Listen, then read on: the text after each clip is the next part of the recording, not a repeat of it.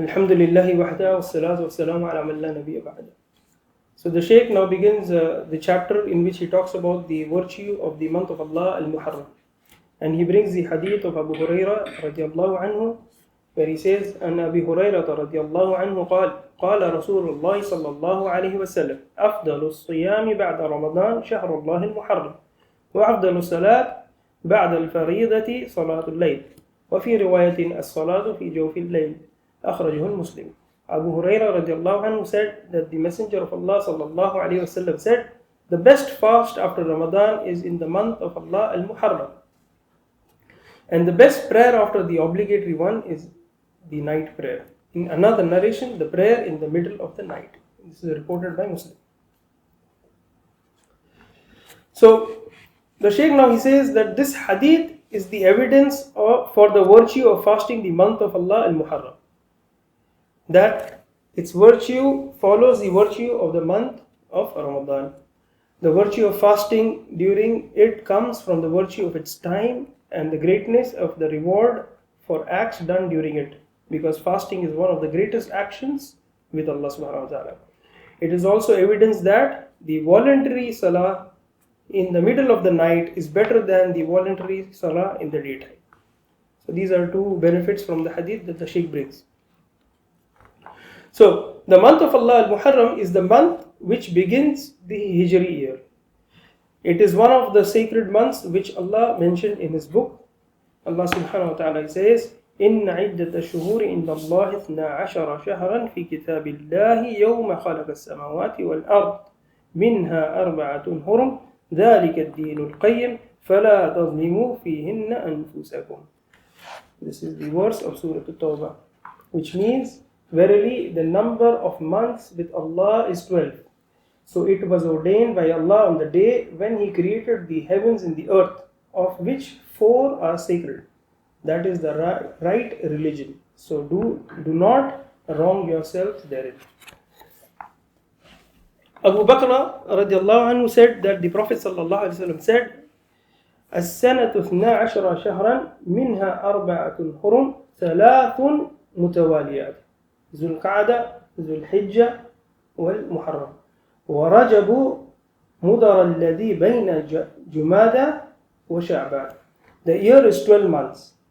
From them, 4 are sacred, 3 are consecutive, Dhul Qa'dah, Dhul Hijjah and Muharram, and Rajab of Mudar, which is between Jumada and Sha'ban. This is Mutafaqun alayh hadith. Allah subhanahu wa ta'ala attached this month to Himself to show its honor and greatness. It is not authentic that the Prophet sallallahu alaihi wasallam attached any month to Allah except al-Muharram. It is called al-Muharram to confirm its sacredness, because the Arabs used to switch it around, treating it as sacred one year and not the others. The statement of Allah subhanahu wa ta'ala, فَلَا تَظْلِمُوا فِيهِنَّ أَنفُسَكُمْ, which means, so do not wrong yourselves therein, means in these sacred months, because sins in them are intensified and more serious than other months.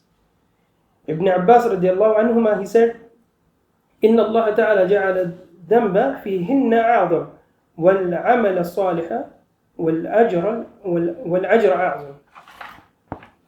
Which means, indeed Allah made sins in them greater, as well as righteous deeds and their rewards greater. Qatada, he said that indeed wrongdoing in the sacred months is a greater offense and sin than wrongdoings in other than them. Though wrongdoing in every situation is great, but Allah enhances what He wills. This is reported by Ibn Jarir. So the next point which the Shaykh brings is that included in the wrongdoing is a person wronging himself by associating partners with Allah. So he's categorizing them. So the first is the shirk with Allah subhanahu wa ta'ala. So this is the greatest wrongdoing.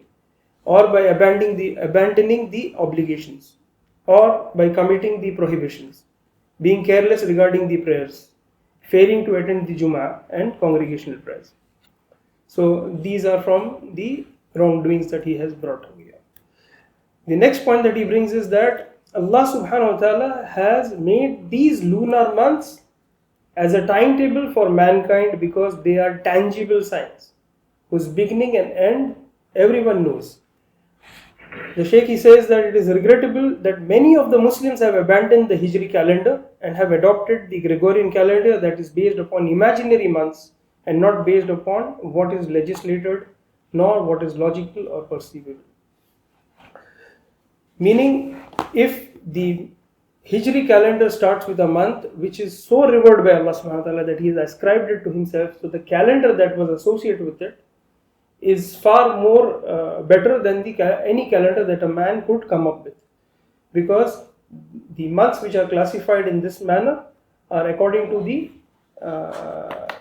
the preference of the deen and preference of Allah subhanahu wa ta'ala. And the people before Islam, they had knowledge about these months and they lived by the lunar calendar. Then the Shaykh, he says that this hadith also shows the virtue of voluntary fasting in the month of Allah, which is al-Muharram, after Ramadan.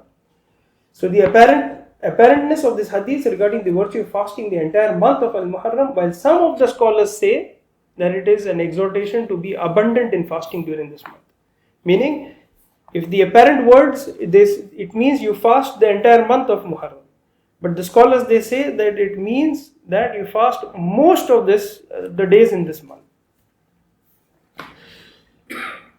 And not to fast the entire month. This is due to the statement of Aisha radiallahu ta'ala anha, ما رأيت رسول الله صلى الله عليه وسلم استكمل صيام شهر قط إلا رمضان وما رأيته في شهر أكثر منه صياما في شعبان.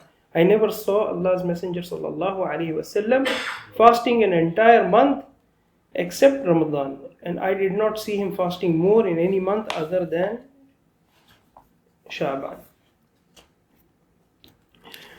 Then the Shaykh ends this with the supplication, O Allah, protect us from bad conduct and acts of disobedience. Protect us from the things that prompt negligence and failure. Grant us success to do good deeds and to take advantage of the time by performing acts of obedience. And forgive us, O Allah, our parents and all the Muslims. وآخر دعوانا أن الحمد لله رب العالمين.